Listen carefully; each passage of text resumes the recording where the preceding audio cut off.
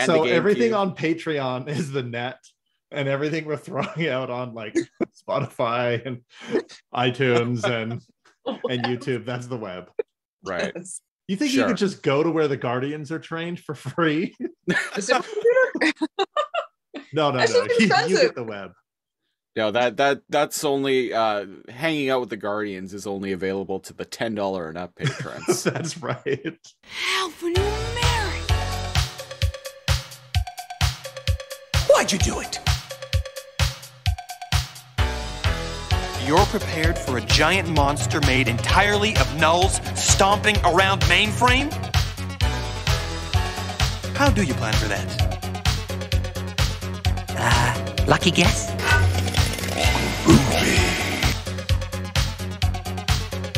I don't know what part that is because I don't give a fuck about trains.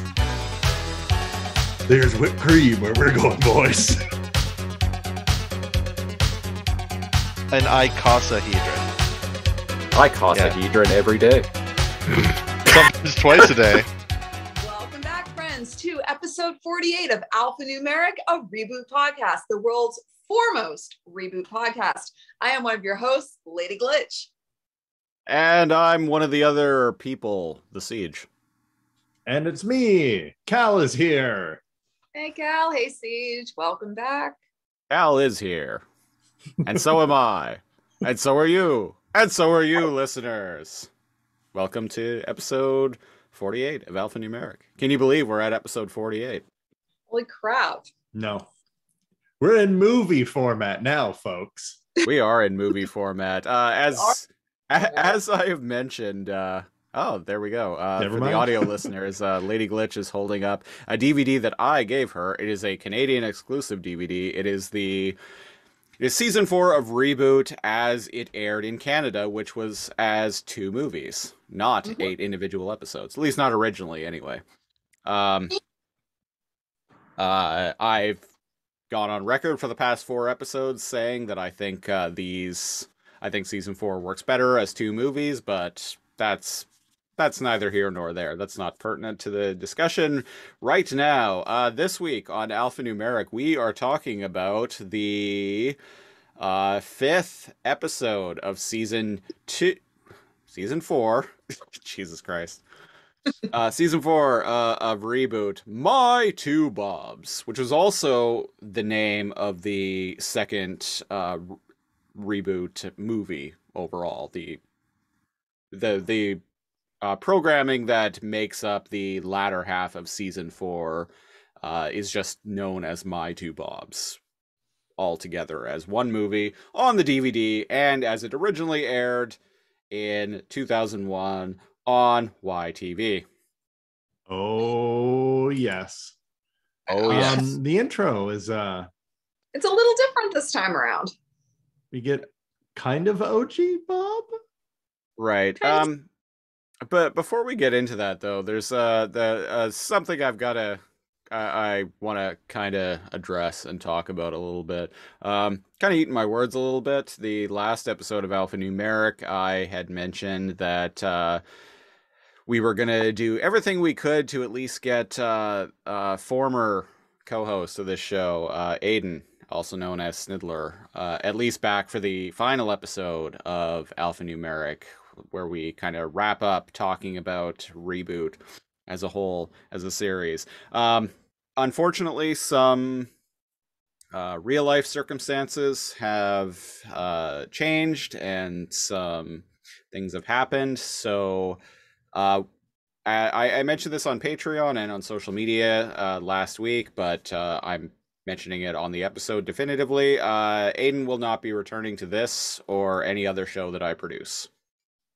I'm very grateful for his time and contributions for almost all of the first 41 episodes of Alphanumeric and all 6 episodes of our Shadow Raiders podcast, War Planet, which go check that out. It's a good, really 6-part series. Little wacky. Little wacky. We recorded each episode of that podcast at least a month apart each time. So So the time jump is definitely apparent when you go back and listen to it, but it's still a really good podcast. I'm really happy we did it, and Me I want too. to express the utmost gratitude to Aiden for all of that. But he won't be back. I'm not really gonna go too far into the reasons why, but it was my choice to make. He's not coming back. But if you're, he had a lot of fans on this show, so if you, I encourage all of you to go and follow him on social media. On Twitter, he is at AP Snidler. Go follow him on TikTok too. I think he's also at AP Snidler on there as well. Yes. I don't follow him on TikTok, so I'm just guessing. Christina, you say yes? Yes, I can confirm. Okay, can confirm. So yeah, go follow him on there. Mhm. Anyway, that's the last I'm going to mention about it on this show. So there. there. It's out there. It's out in there. It's out there in the ether, in cyberspace. Yeah, it's out there. It's in the ether. It's in cyberspace. In the web, and the net. and the net. Yeah. The way I always thought of the net and like the web is like the web in Reboot is like the deep web. Dark web. Like or place the where dark web. Yeah. Yeah. Scary town, if you will. Yeah, scary town. Bad news. The land of bad news bears. Yeah. Yes. You could probably hire some bad news bears. I wouldn't know what that means, but I'm sure they're on the deep web. I'm sure they're like riding around, like riding web creatures and singing "Holy Diver" by Dio. I don't know. In their screechy like modem language. Yeah. I don't. Yes, Cal, just like that. That wasn't bad. That wasn't bad, actually. I am shocked at how I even made that sound. The human tongue. I cannot screech like that. I'll never be able to do that again. No, one and done. Thou shalt never screech again. Never. It's an exclusive to this video and recording. Never. Never. You haven't given up on me, have you yet, Alfred? Never. Never. You know what's funny? I fucking knew you were doing Alfred impression by the way you first said never. Never. I don't know how. Maybe it's all the memes. Could be. Really like the Christopher the Nolan Nolan series Batman. The Nolan trilogy. Yes. I dig them. I know people got their issues, but I think they're great. The third movie is definitely the weakest, but that you can say that about almost all trilogies. If there's a trilogy out there that's the strongest of the three, let us know, please. I'm sure someone's going to be like Lord of the Rings. Is that really it? They filmed all of that at the same. That's like an 8-hour movie. That doesn't count. Well, I mean, the third one was the one that won the Oscar. So, but I mean, as I discovered today, like, and I mean, I've kind of known this for years, but the 2022 Oscar nominees list came out today at the time of recording, and a couple of those Best Picture nominees, I'm like, fucking Oscars ain't shit, man. Like, don't I lost look like up. 100 brain cells when you messaged me.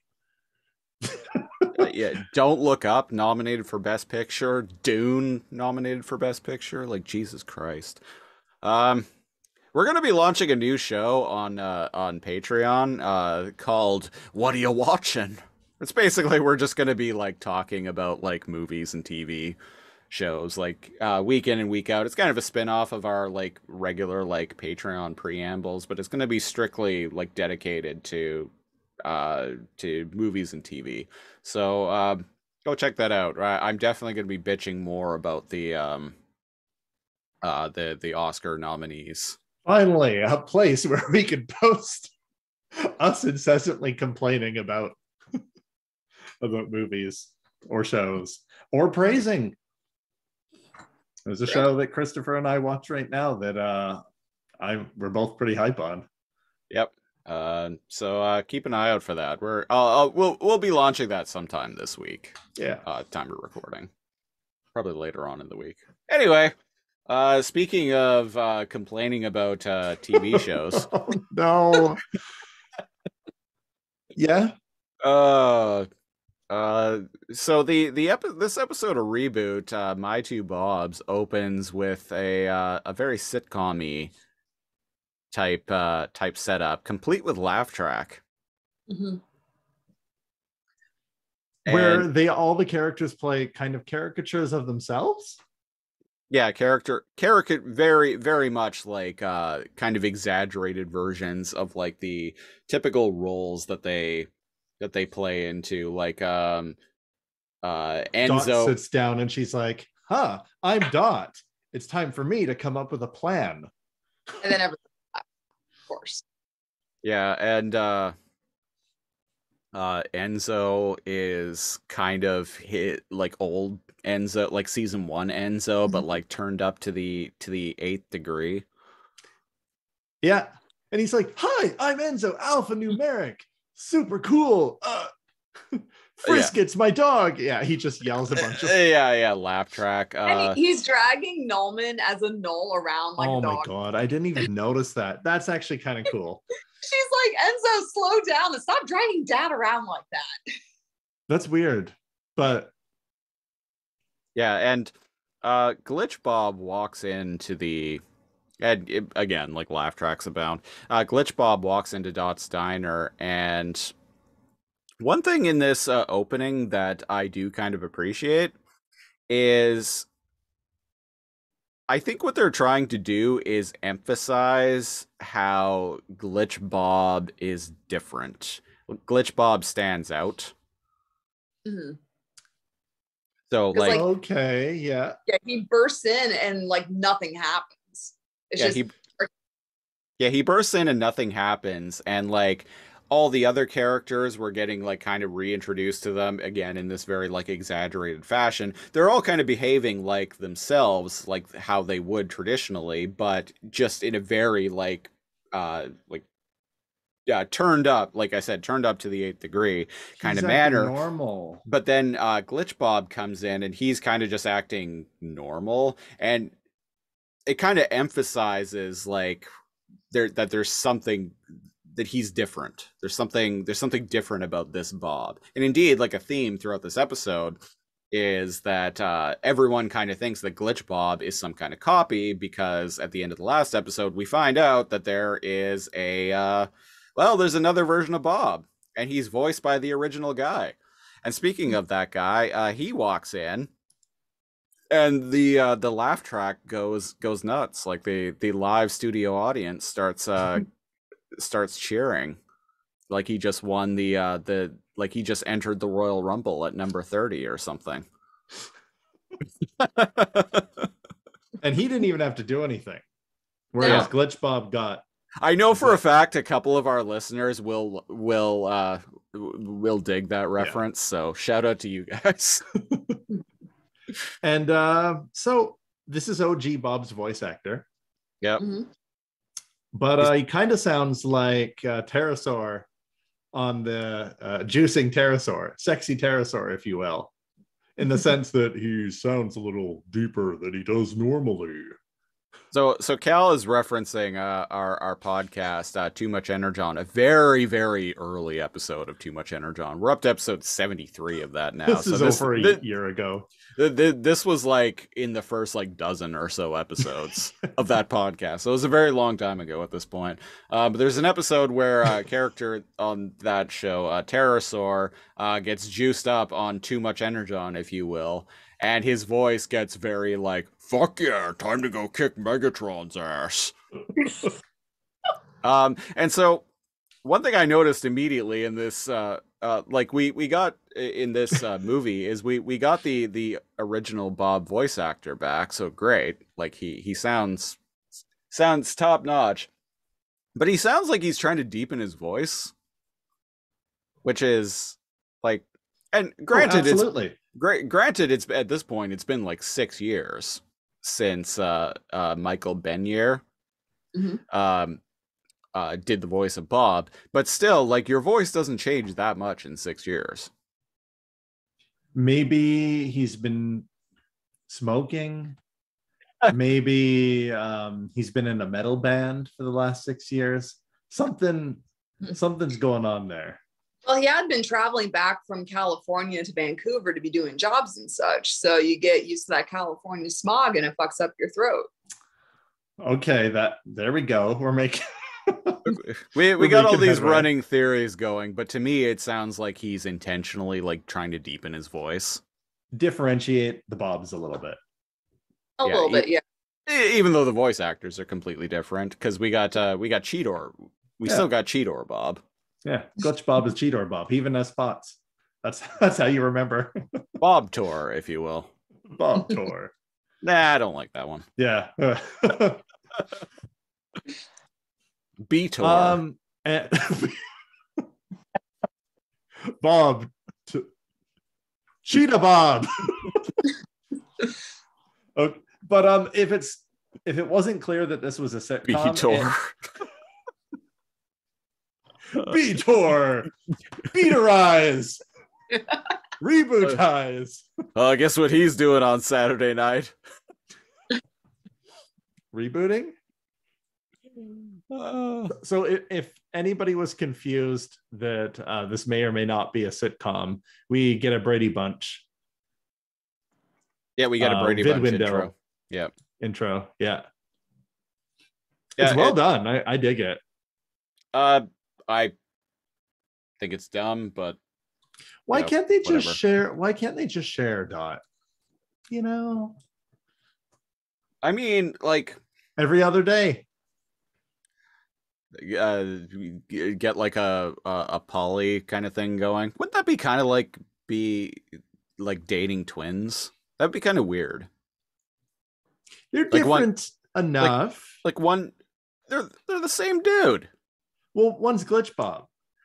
One's Glitch Bob, but yeah, like technically they're the same dude. And like the closest real world equivalent that I can think of is like a chick dating like twins. Yeah. And not a poly thing, just like that'd be split thing. You know, she's got two boyfriends and that's it. That'd be kind of weird. I've done the poly thing before, but like even by my standards, like that'd be kind of weird. Well, here's the thing: if they're identical twins, then it's kind of like it's not cheating or having two boyfriends. I'm not with you there. I'm not. I'm like going devil's advocate here, right? Or, you know, she dates normal Bob, but, you know, Glitch Bob is kind of like, you know, a side thing. No, I think she should date normal Bob, and then Glitch Bob should be like, hey, Mouse, that ray tracer guy hasn't been around very much. So, you know, what do you say? What do you say we go on another fantastic voyage together? This time not inside Enzo. I'm glad you got the reference that I was going for there. Yeah. Oh wow, the whole gang's in the vid windows. My two Bobs. Yep, and we cut down to Fong's office, and Dot is in therapy.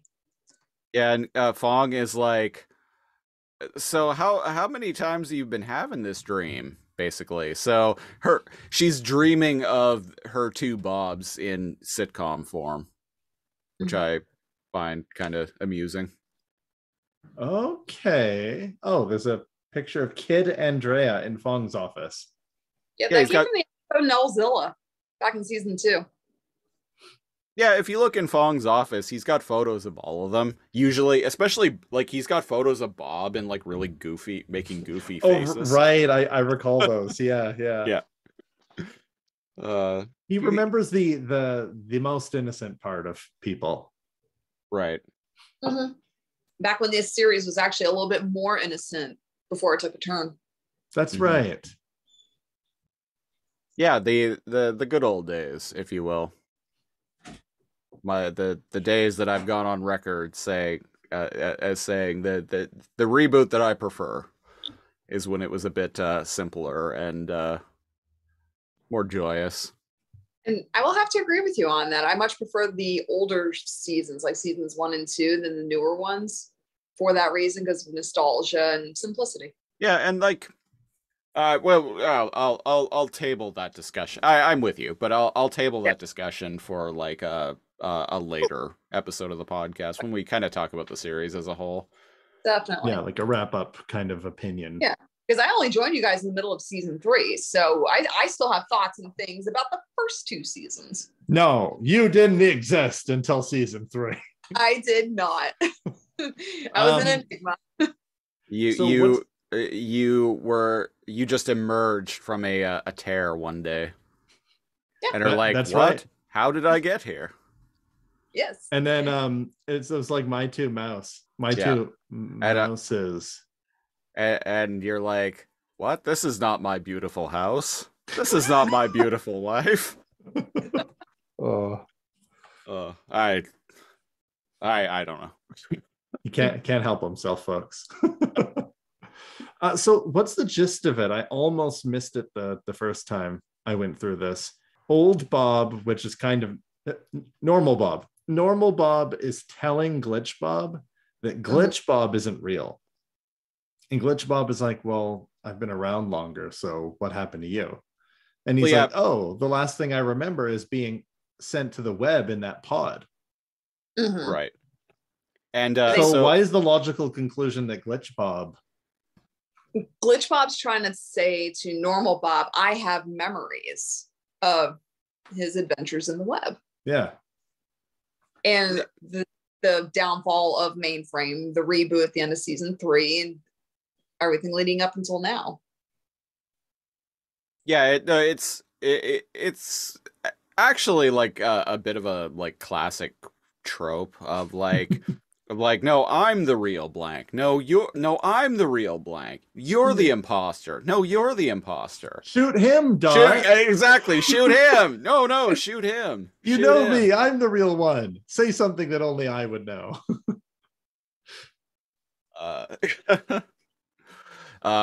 But yeah, so that's kind of what's going on here is like they're kind of arguing about like which one is the real one, and Glitch Bob is like, well, I have memories, so I must be the real one. So yeah, copies can have memories.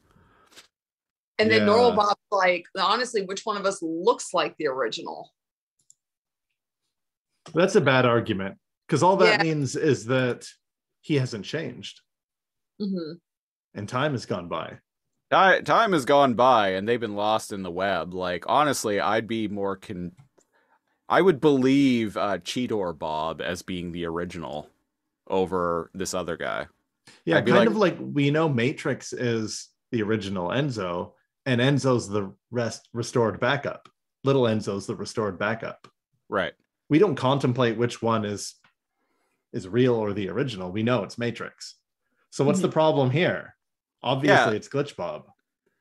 Yeah. And so like the OG Bob, like I would just assume that he is some kind of copy or backup or whatever. Yeah. And it's like, well, who cares? Like, whatever. Yeah. Cheetor Bob's the original, but this guy is your key tool. A real Bob. That's what I thought.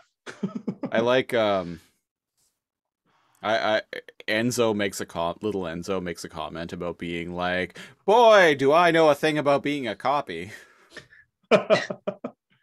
Or no, him and Matrix like both like look at the camera and say something akin to like, oh, we know what this is like. I don't know. In the little sitcom dream. Yeah. They were like, what? Because Dot was like, what? You put 2 Bobs? And yeah, they both poke their head in front of the camera and they're like, we know a thing or two about that, or something like that. Yeah. Oh, so what's happening in this like following scene here? There are CPUs doing combat training with Matrix? Yep. So we're over on Lost Angles right now, and there is some firefight happening. Matrix is running around like in simulation form, sort of like live firepower training in a sense. He got bored. You know what this you know what this reminds me of? Obviously on a bigger scale. It reminds me of episodes of Star Trek: The Next Generation where we would see Worf on the holodeck doing like hardcore like training, like to the death training, like safety protocols disabled. And this is what this reminds me of. This has holodeck training program all over it. In fact, he's about to like shoot CPUs out of the sky, and Andrea shows up and she's like, "What in the net are you doing?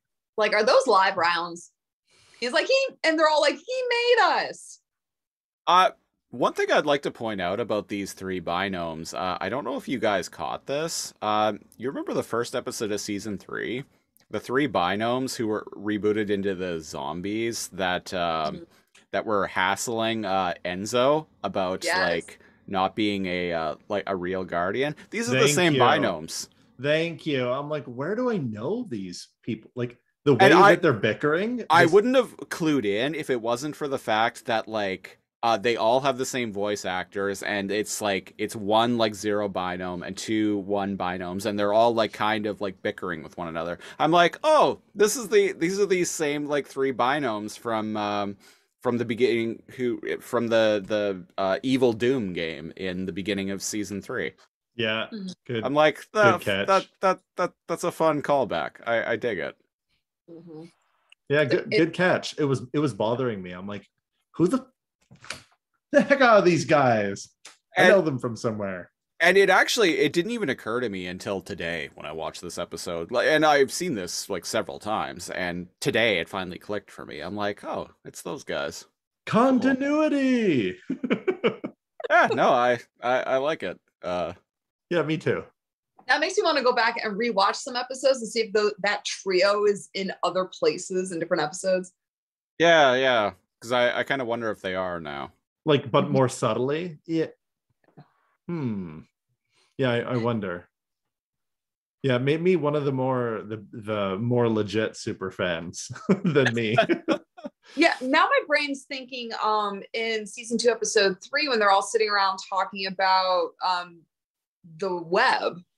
Like the very beginning of that episode, that opening pan around the principal's office, they're all sitting around eating coffee and donuts, and they're talking about the web.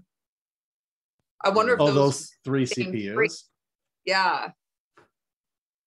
Wait, maybe. Let's look into that. I'll make a note. Listeners, let us know. I recall that scene. Yeah, they're like guarding the core or something like that, and that's the first time the web is brought up. Yeah, it's either When Games Collide or Painted Windows. It's one of those episodes. Now this is what it's like when games collide. Are you ready to reboot? You ready to go? What you gonna do? Reboot. Amazing. So Andrea swoops on by right before Matrix ends up shooting this CPU with gun. And he's like, dude, Andrea, the fuck you doing? She's like, it's over, Sparky. You don't have to be so high intense all the time. And we won, bro. We won. Yeah, we won. World turned upside down. Like, we don't have to worry about Damon anymore. We don't have to worry about hexadecimal. Like, chill. Man, he doesn't chill. Yeah. Yeah, just be cool, man. Be cool. Yeah. No, he needs to be combat ready at all times. If Megabyte comes back. Yeah, and holy shit, a GameCube drops. Yeah. And there's they're all like kind of flying toward the GameCube. There's 5 of them. Dot, both Bobs, and Matrix, and Andrea, and Little Enzo's there too. Or Little Enzo shows up. Yeah. But there's some back and forth. Glitch Bob is still like not fully functional. Right. So Dot makes the executive decision. Matrix, old Bob, or not even OG Bob. Normal Bob. Normal Bob, in the game you go. Yeah, and they both Matrix and Dot. The fuck is wrong with me right now? Both Matrix and Dot kind of collectively, like one after, or not collectively, but one after the other, like agree that little Enzo isn't going in either. Yeah. They haven't checked his icons, so who knows what could happen with him in a game. Right. Yeah, I'm still curious about that. Mm-hmm. Yeah. Yeah, so Matrix, OG, Bob, and Frisket all fly into the game. And the game that we get is I really enjoyed this. I at first thought it was just a Kung Fu Matrix reference. So I was all on board. We even get to see angry Matrix like do Kung Fu moves. And I'm like, let's do it.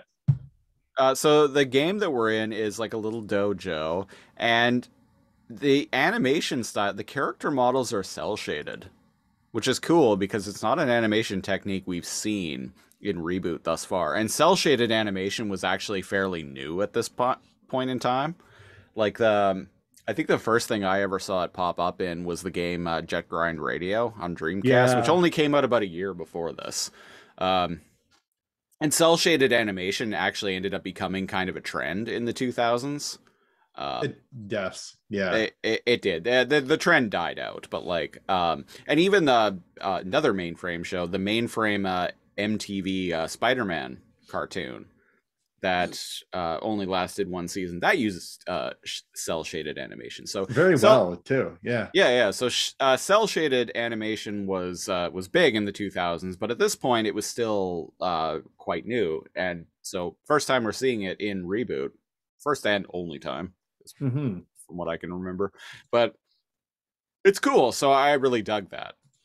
And what do we see here? What do they reboot as? I also want to point out the sky in like in the exterior shots in this game. The sky looks like it's painted. Like it looks like a painted like wall, like a scroll or something. It's really cool. I really like the art design in this game. I didn't even notice the first time I watched it. So I love the visuals in this game, like top to bottom. I really dig it.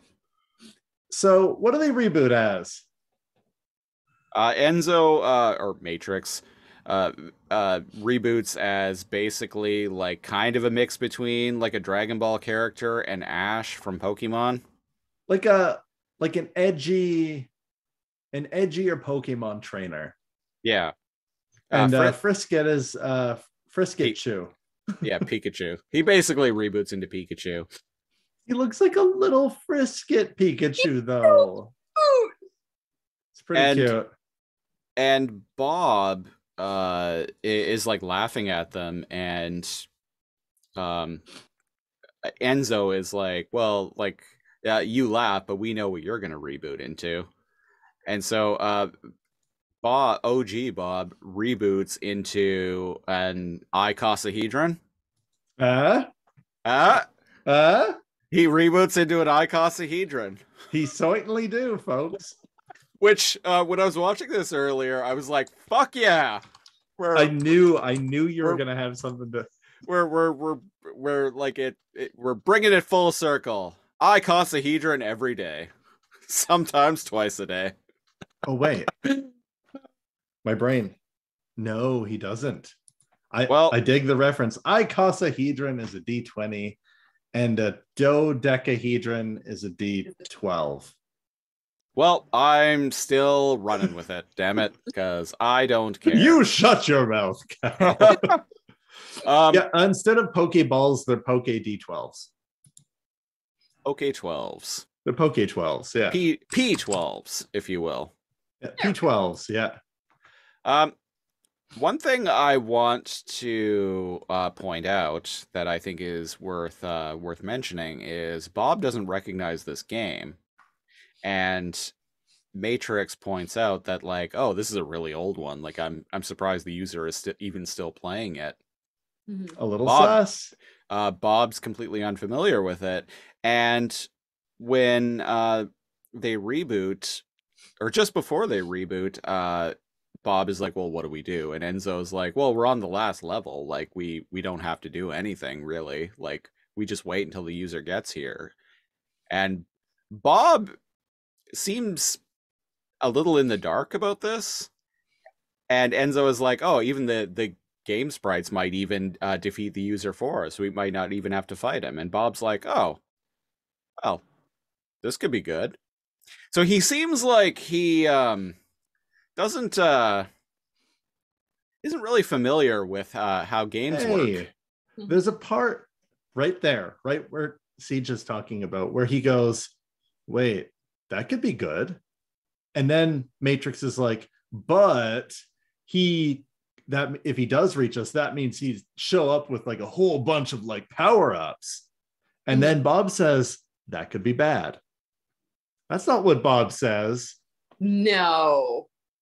That sounds like a thing that Bob would say the first time he was ever in a game. That could be bad.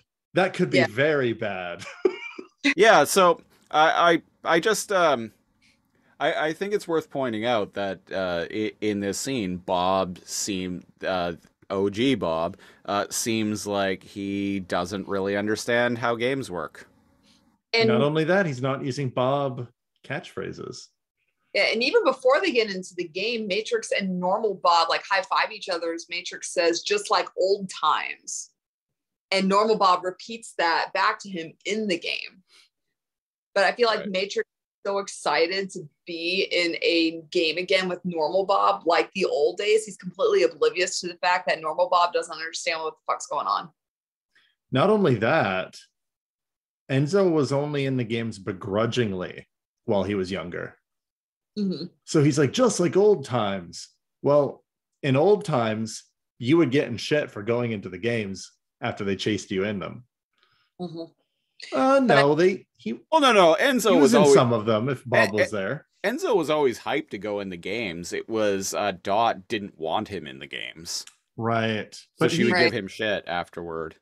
But he would go in them if Bob was there. Yeah. Right. Yeah. And more so if the three of them were in there together.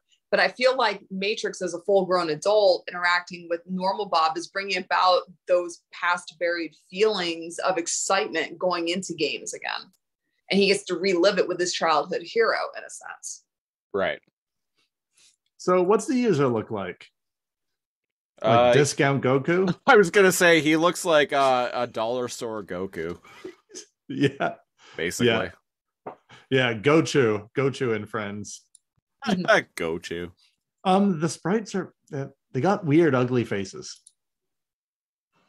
Yeah.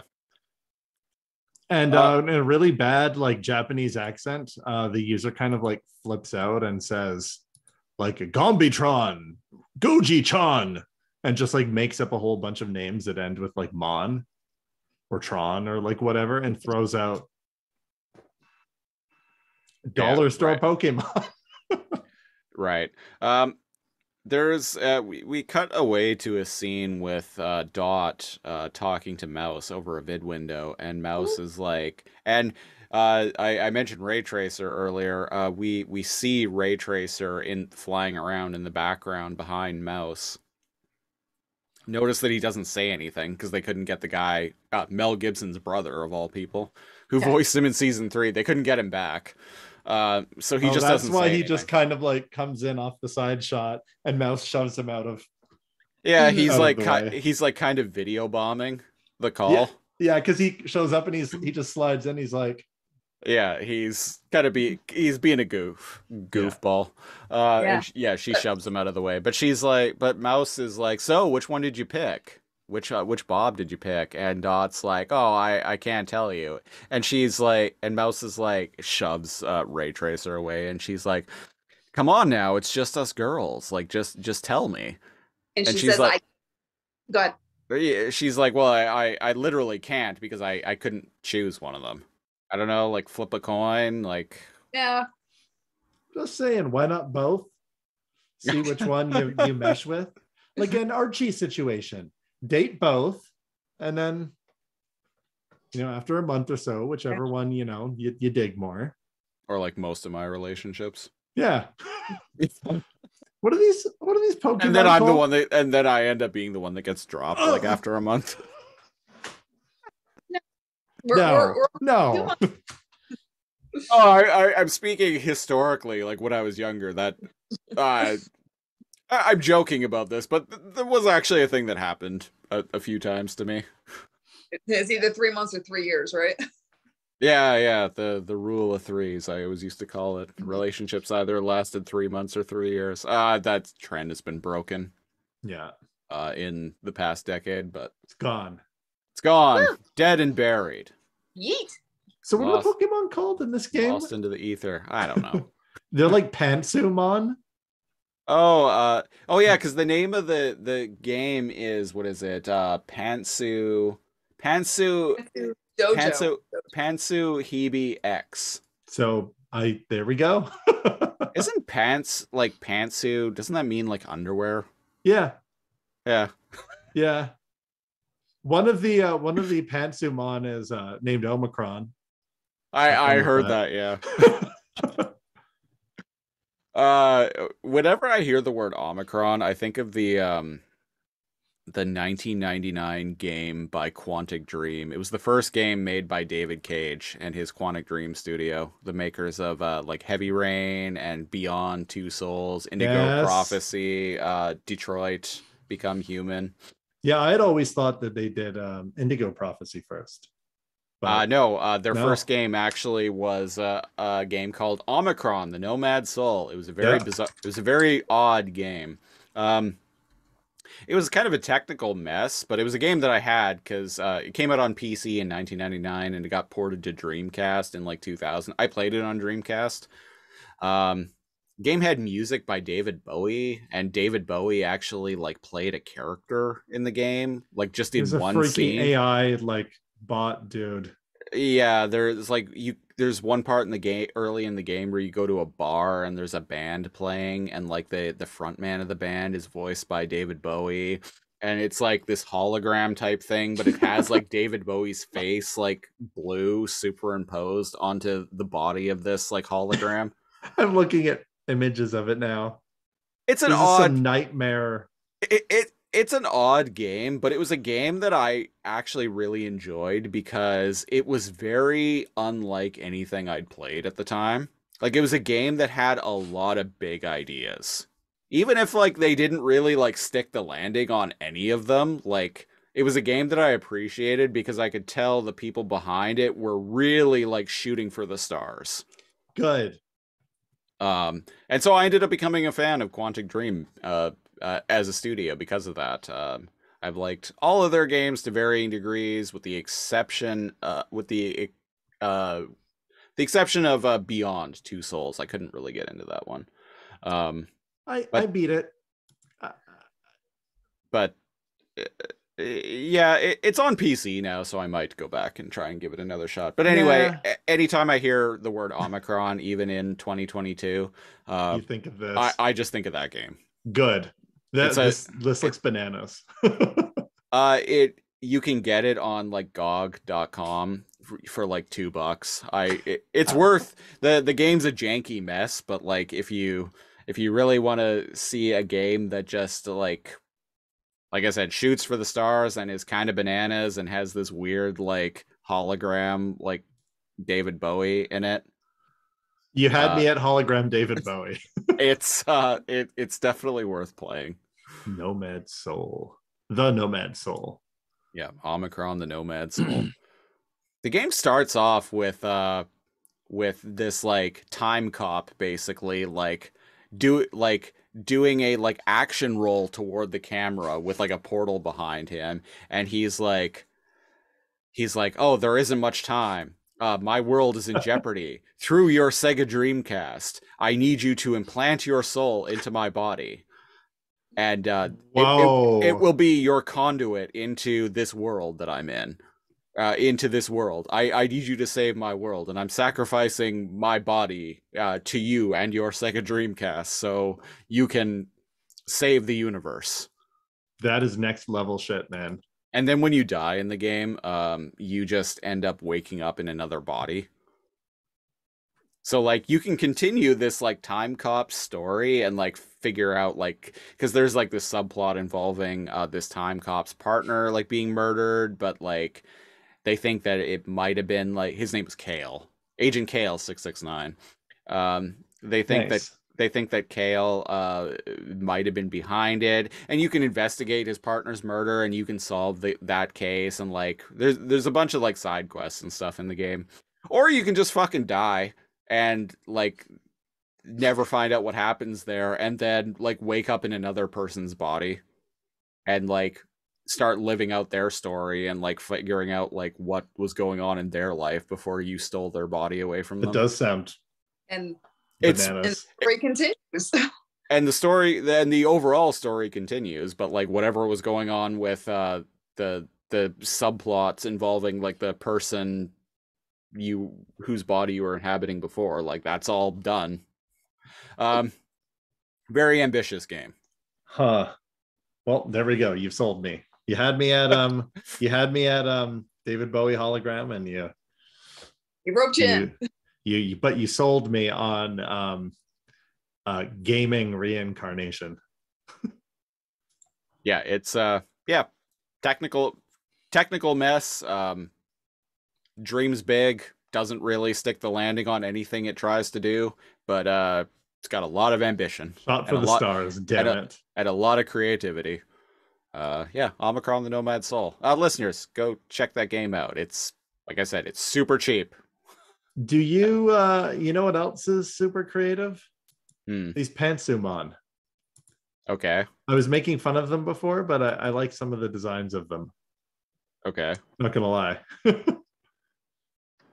And Bobzilla using his atomic nostril blast. Yeah, it's That's gross. Why is Bob so gross in this?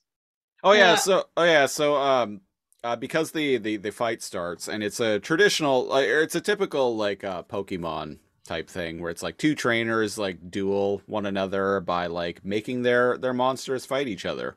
And so Enzo throws down his dodecahedron and summons Godzilla Bobzilla. And so Bobzilla. he's a big, like, derpy looking fucking dinosaur with bob dreads. And I kind of dig it. I would love It's to growing on me. I would love to have a plushie of this thing. Aw. It would be incredibly cute. I like Bobzilla, the look of Bobzilla. I did like that because he's got like big cartoonic expressive eyes. Which is funny because the trainers, both Matrix and the user, they're so ugly. Like their facial expression, and I'm not they don't look like kids. I'm not a Pokemon person, but I did play Pokemon Go for a while when yes. everyone was playing it. Yes, sir. But Bobzilla kind of looks like Totodile, which is one of my favorite one of Pokemon. the starters of in Gold. I don't know, but he was this like blue, like kind of like crocodile thing who like stood up, and like in Pokemon Go, he does this really like hilarious, like derpy, like rocking back and forth animation with his mouth like open. Oh, that guy. Yeah, he's one of the starters from Gold and Silver. Okay, so Bobzilla kind of looks like Totodile to me. There we go. No, I see it. But with like silver bob dreads and yeah. I see it now that I'm googling it. It's cute. Definitely. I like it. You know what's not cute though is Enzo tells him to use his like snot of doom or whatever attack. Toxic sludge. And he just like blows a big lug all over the enemy Pansumon. Yeah, and green slime comes out. Like this is like you can't do that on television or something like that. Yeah, there goes slime. I'm not a fan. No, I'm not a fan either. And then he follows it up by killing the next Pansumon with toxic fumes. Yep. by And wouldn't you know it? farting on His him. bottom. And I'm like, why is this game that I otherwise actually quite like, why is this being tarnished by toilet humor? By like gross And he's a out dragon. humor? Why not just animate fire? Yeah. We Or see an a energy blast. we see a character's head catch fire later on in the episode, so like clearly they could afford they had fire textures that They could wanted to animate snot, damn it. But apparently the Matrix informs Bobzilla that no, you need to keep fighting and I can't help you. He's got a lot of Pansumon, 150 of them.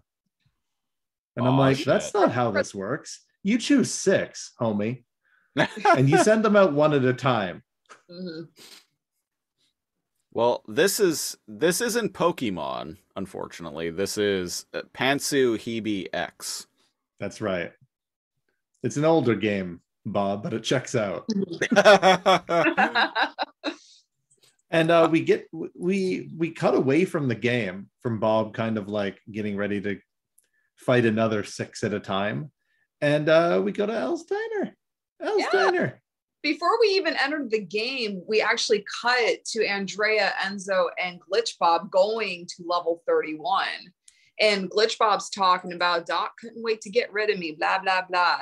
And Andrea's all, you're reading too much into it. You just need an energy shake. You're going to feel better afterward. Right. So yeah, we are back at Al's Diner. Hot damn. I didn't know that it was 2 levels. Is it? Yeah, it shows the rollerblader waiter go into like a tube, and the platform goes down to where the others are waiting. Maybe they've done some renos. You know, maybe after like the big like reformat, maybe the after everything that happened with like Mega Frame and like all of that ordeal, like the people who own the business downstairs, they decided, they're like, you know what, we're getting on in life, like we've been through so much shit, like it cost a lot to try and stay open throughout all of that. We're just gonna call it quits and retire. And so Al and Al's waiter decided to buy up that space and expand, because business for them has been booming, because, you know, where else can you get slow food fast? Where else? Mainframe. Nowhere. That's canon now. Yeah. That's what happened. That's what happened. Rollerblader waiter is there, and he's bringing the gang some shakes. Yeah, I love this guy. And we get some character development here. Some advice. Yeah. What's the gist of it?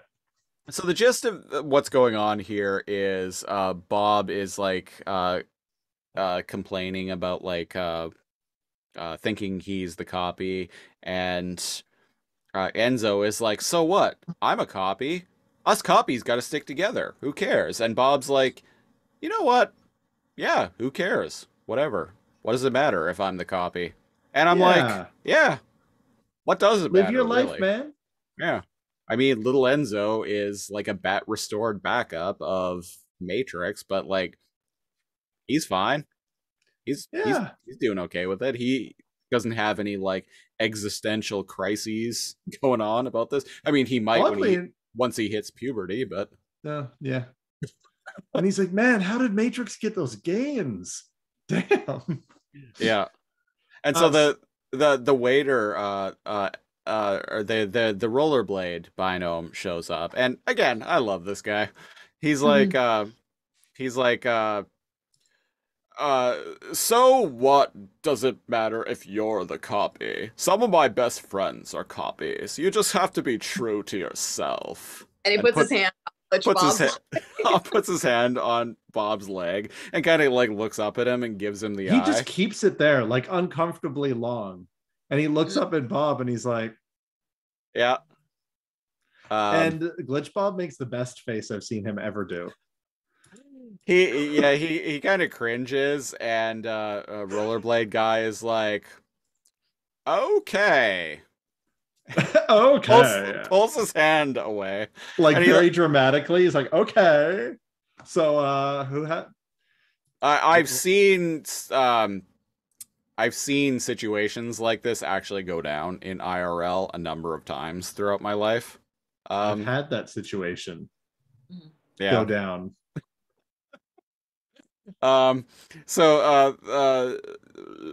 Roller Boy dishes up like all of their dishes up all of their drinks, and then he just flourishes away quite fabulously.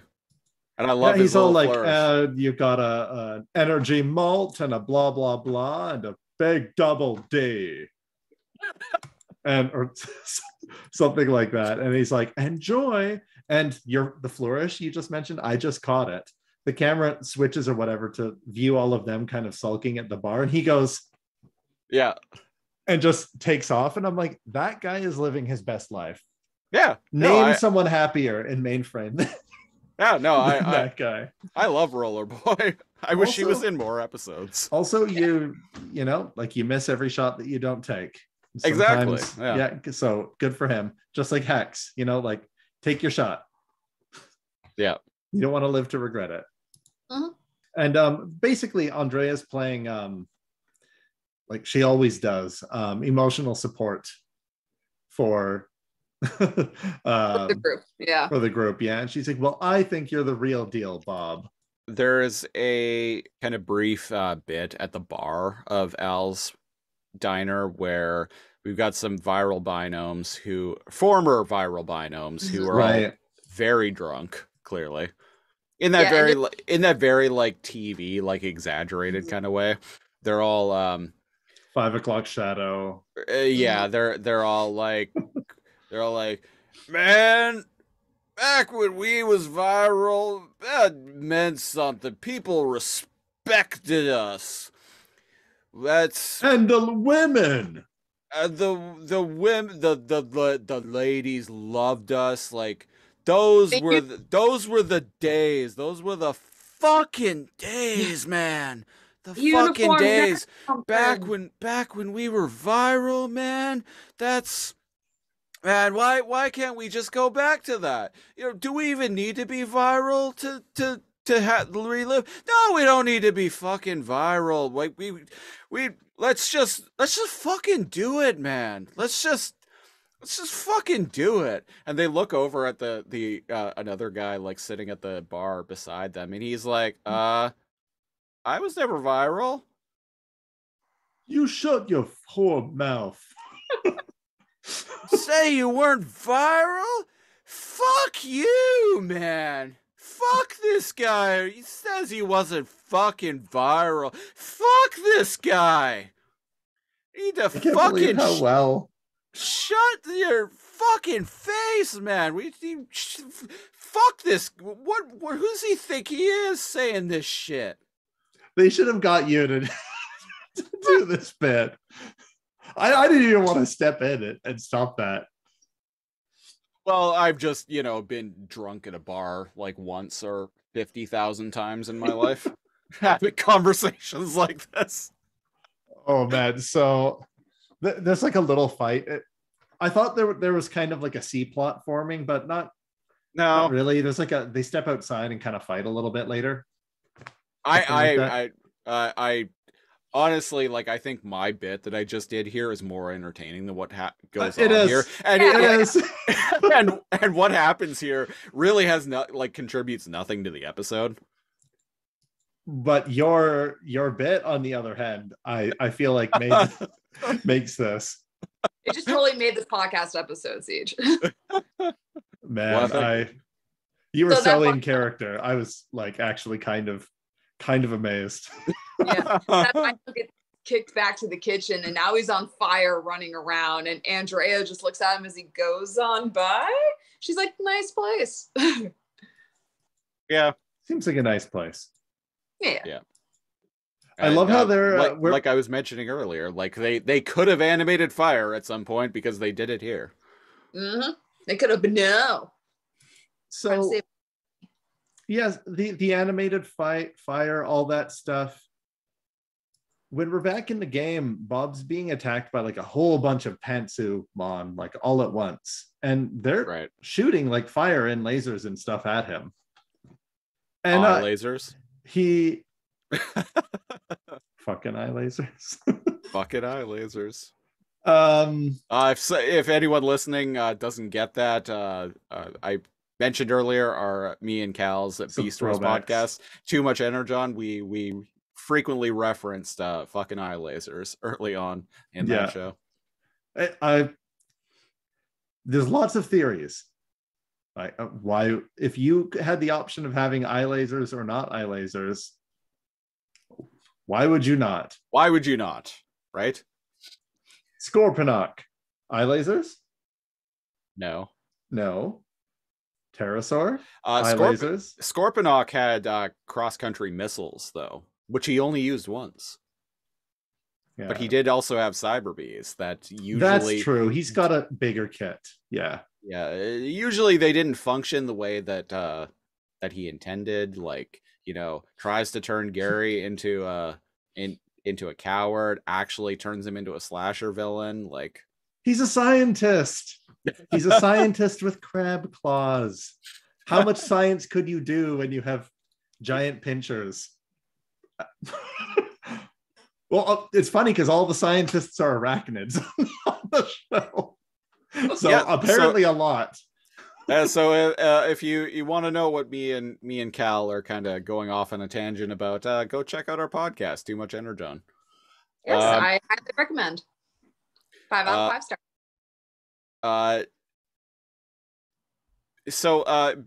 In the game here, Bobzilla is being attacked, and he's like, Enzo, do something, and Enzo's like, I can't, the rules are very clear. And something that cracked me up is Bobzilla is like, rules, you're a renegade, cheat. Just cheat. And Matrix is like, oh right. I like the implication here that like the notion of just like fucking completely breaking the game, which is something that we've seen Bob do like in the early episodes of ReBoot. Yeah. Just like fucking break the game to win. Fuck it. Yeah. And I like the implication here that like badass renegade Enzo, this has never occurred to him to do in a game. He was... Here's my thoughts. He's playing Pantsumon, a classic. He probably played it when he was little, Enzo, right? He's hanging out with Bob, right? He's just here for the fun, the nostalgia. And clearly Bobzilla was taking no damage. He's having a conversation with Matrix while like bullets and acid and fire is just like harmlessly bouncing off of him. That's a good point. So he wasn't worried, and then he was like, oh right. So he kind of got lost in the moment, I think. So Enzo leaps into the air and does this like very like Japanese anime like Dragon Ball. We see this shit in Beast Machines, which, speaking of Too Much Energon, I was hoping you would say that. We get a lot of this blue like speed blurred background. In Beast Machines. Yeah, quick. The visual is like basically like quick motion background to the point that it's just motion blur. That they're going real fast. They're going real fast. Gotta go fast. Gotta go fast. Too bad there wasn't a Sonichu. Right in the episode. But yeah, we see a lot of this. This was very common in anime, especially at the time. We see a lot of this shit in Beast Machines. Yeah, and we're seeing it here, but here it's actually played up for laughs because we get several like cutaways and cutbacks to Enzo doing this, and Bobzilla is finally like, Enzo, stop fucking around, stop trying to hit him and hit him. Matrix reference. I liked it, and he's like, oh, okay, and then it shows that he has a moving like studio backdrop, and he's just hanging from a rope. Yeah. And the backdrop is on one of those canvases that's on a roller. Mm-hmm. Yeah. That they sometimes use in like theater to convey forward motion. Yeah. It's kind of a lame joke, but whatever. It's kind of funny. It's here and there. And then it's Bob that ends up cheating. He steps on the user. Yeah. I guess He took his own advice. Yeah. Game over. Game over, man. Yeah, it's game over.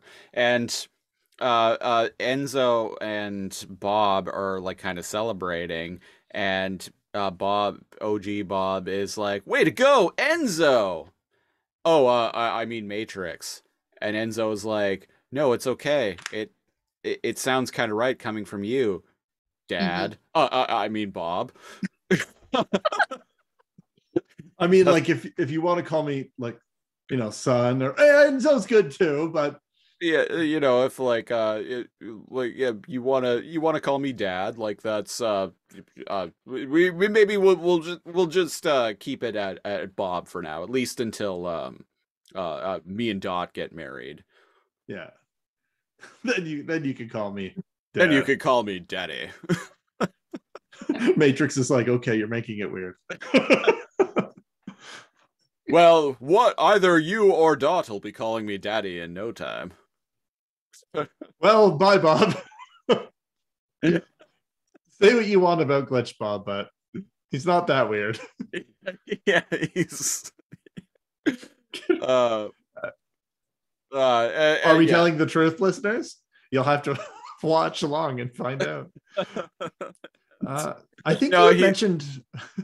Yeah, he's like, but yeah, no, Bob's actually like, all right, Enzo, want to go play like racquetball or something? And Enzo's like, no. No. That's what I thought.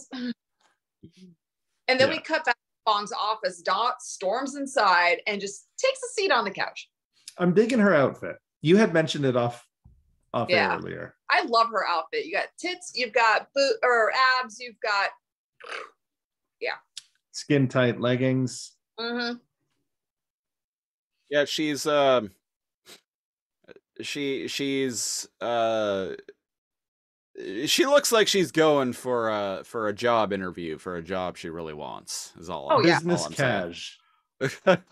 I may or may not have tried to look for a shirt like this at some point or another, and I continue to do so because I have not found one. Obscure reboot cosplay. Yes. Professional reboot cosplay. Reboot, call it.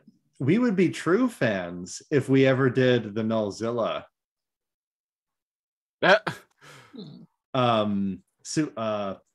Freaking Ranger outfits. Oh yeah. No, that would be hype, and like literally like 5 people would get it. Yeah, that'd be worth it. No, you know what we need to do is we need to get like 100 people together and get them to dress up as nulls, and we'll all just like coil around one another and make a Nullzilla monster, a human Nullzilla, and then monster. We fight it. And then we fight it. We just need to make a giant mech. Yeah. How hard could it be? How hard could it be? Maybe Elon Musk is a fan of Reboot. Maybe. We get him to sponsor that. He does wacky, crazy stuff. I'm surprised he hasn't made a giant robot. Then Jeff Bezos makes one to fight his giant robot. Maybe the Tesla truck is a full, like the first in a line of like cyberpunk looking vehicles, and then once the 5th and final one, the like cyber jet or whatever gets revealed, it then comes out that they are actually like Elon Zords. And so like he summons all of them. Finally, once like the moon, the moon is revealed to be a planet buster, much as it does in that new movie that just came out, Moonfall. The moon is like a planet buster that's actually going to destroy the world, and Elon summons the Elon Zords, and so we got the cyber truck, we got the cyber van, we got the cyber car, we got the cyber jet.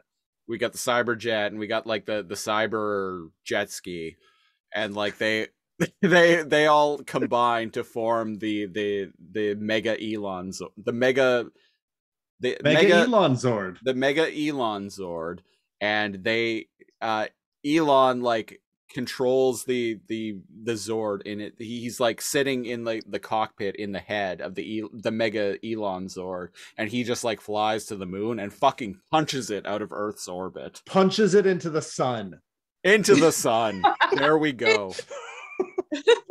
There we go. We figured this out. Beautiful. 2025, listeners. It's coming. It's happening. Mark our words. It's funny. Do you know how much the Cybertruck can transform? It's got like a barbecue in it that slides out. And it's got all these compartments that like slide out that have like, oh, this is a cooler, and on the other side is a barbecue, and it does kind of transform. Nice.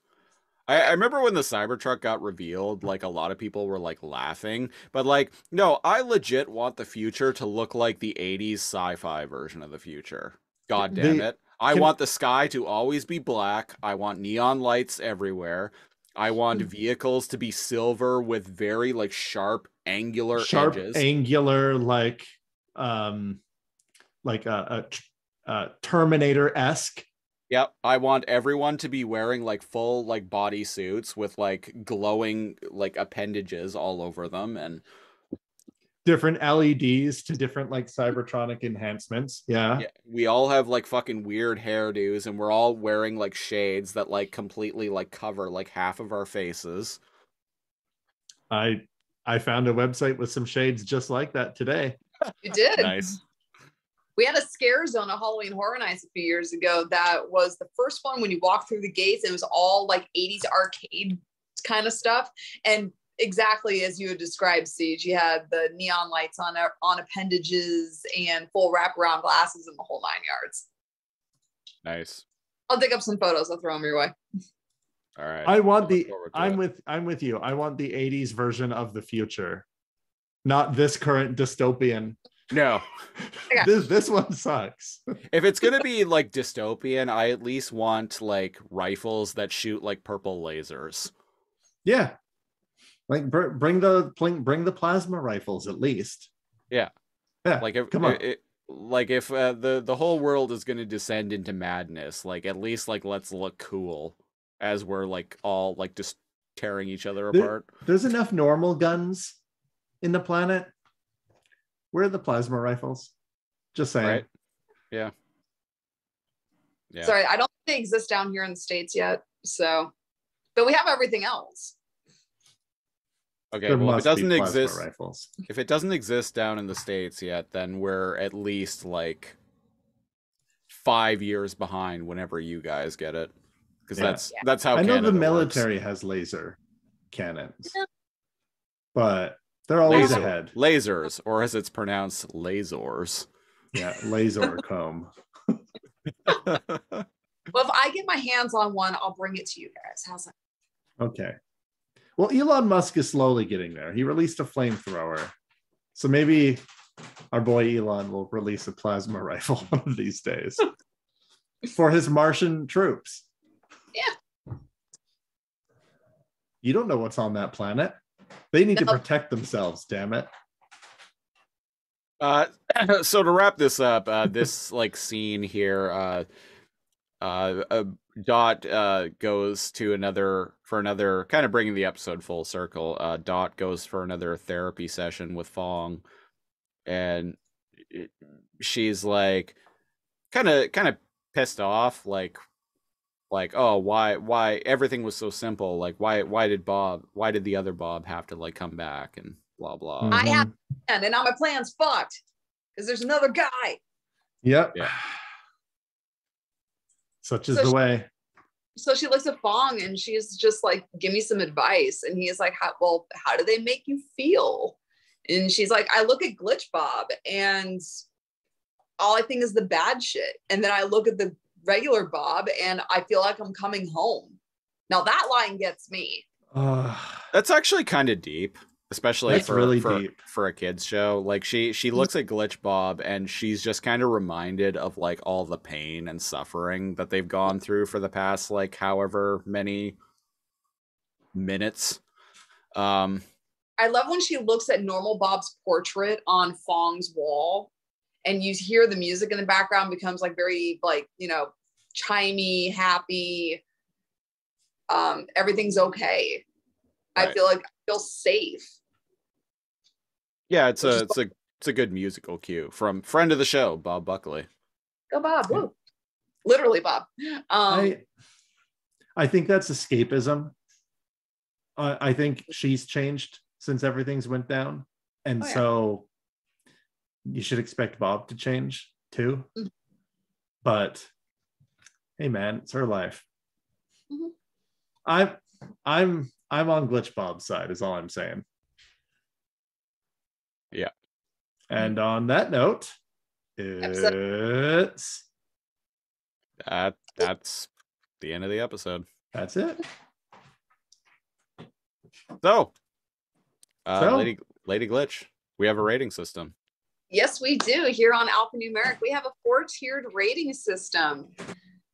Basically going from super bad to super good. We start at the very bottom with this is bad, very bad. That's the bottom, right? That's not good. Or whatever it is that Bob said in the game. So we go from this is bad, very bad to I don't think so to that was easy enough. Thank you. It's not so easy, is it? It is not. My brain went into a puddle of nulls. I'm sorry. Yes. That was easy enough to alphanumeric. So NeoCal, let's start with you. What did you think? I never go first. Well, now you're gonna go first. Okay. That was easy enough. It was grew on me the second time I watched it, and didn't take it as seriously, focused more on the back and forths between the character rather than the subject matter. I can't get over how ugly the Matrix looked in the game when he rebooted. Everything else was cutesy, but like the characters were like 50-year-old ugly men, but like the size of children. It was a very weird approach they did. Okay. But yeah, it was decent. It was decent. All right. Siege, how about you? Thoughts? I am also gonna say that was easy enough. I thought the sitcom stuff at the beginning was stupid.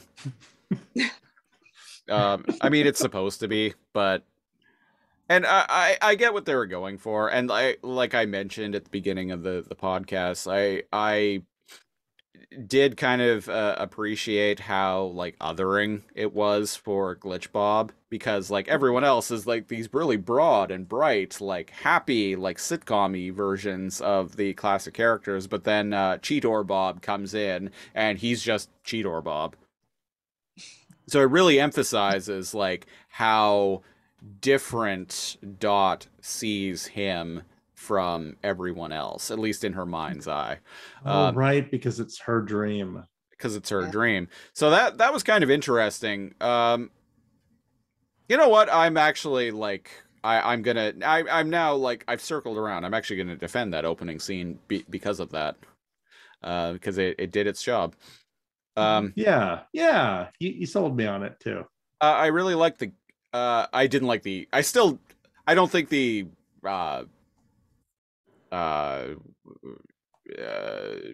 what is that fucking show? Brady Bunch. Intro. Brady Bunch. I don't think the Brady Bunch intro was necessary. Like that was extra. the cold open with the sitcom bit, like that was all it was needed. Like the fake like Brady Bunch intro, like completely unnecessary.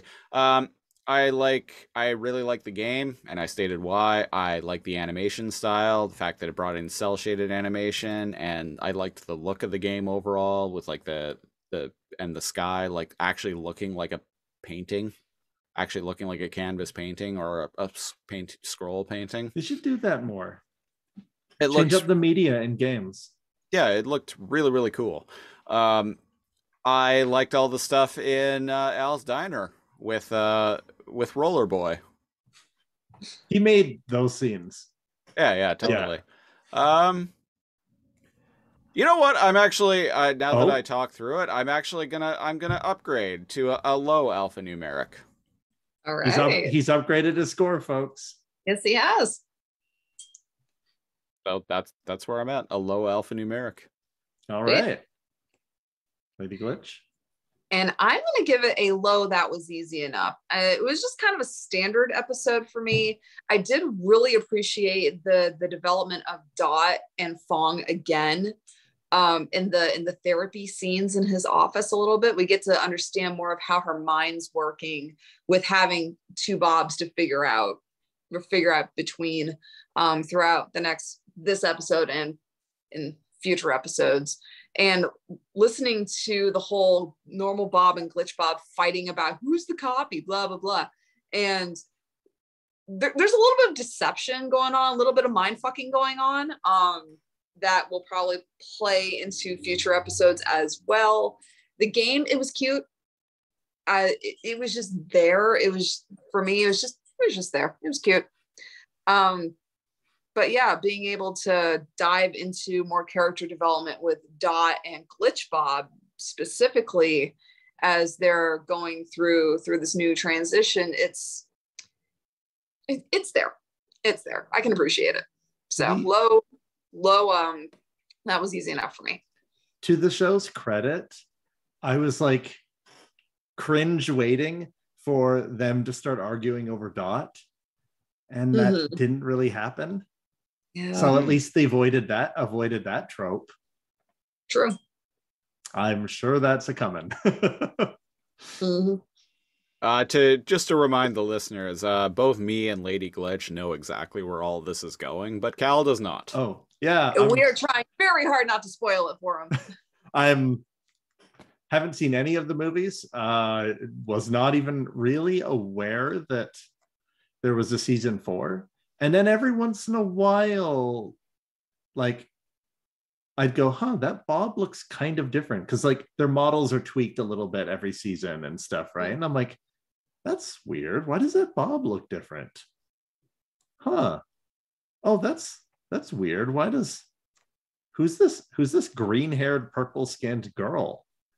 And as I found out, it's Damon. And it's like, oh, okay. I'm completely missing a chapter of ReBoot. So it's always exciting to, what do they call that? Like a blind playthrough or blind watch commentary or something, or going in fresh or something like that. You're going in raw. Yeah, let's Bow chicka bow wow. Yeah, is that what they call it? Okay. Sure. Yeah, sure. And so it's been fun. And you all have done a phenomenal job at not spoiling a 20-year-old kids TV show. And you have done a phenomenal job not going on the internet and finding spoilers. I've done it for 20 years. Yeah. What's a few more weeks? So we're all just pretending that we're going in raw for season 4 of ReBoot and not pulling out. And that's been us, folks. But all right, that was episode 48 of Alphanumeric. If you want to support the show, go to Patreon, patreon.com/lazorcomb, LAZORCOMB. Starting at the $5 and up tier, you get hours each and every week of bonus preamble audio of us kind of shooting the shit on this and all of the various shows that we do week in and week out. It's a good way to hear us speak very frankly about a lot of things, and also we spend a lot of time talking about future plans of the show too. So yeah, if you want some spoilers of about like where what our future podcast plans are, that's the place to find out. You also get a monthly-ish commentary track where we talk over a movie of our choosing. There are 6 of those out now at the time of recording, but and 4 of them are dedicated to Matrix films. That's right. Because me and Cal both really like the Matrix. Howdy do. The next commentary track will be going up sometime next month, time of recording, and it's a movie of Lady Glitch's choosing. So we're all very excited to find out what that's going to be, because we still don't know. That's right. I mentioned earlier that we were going to be launching a kind of a spin-off of the preambles called What Are You Watching?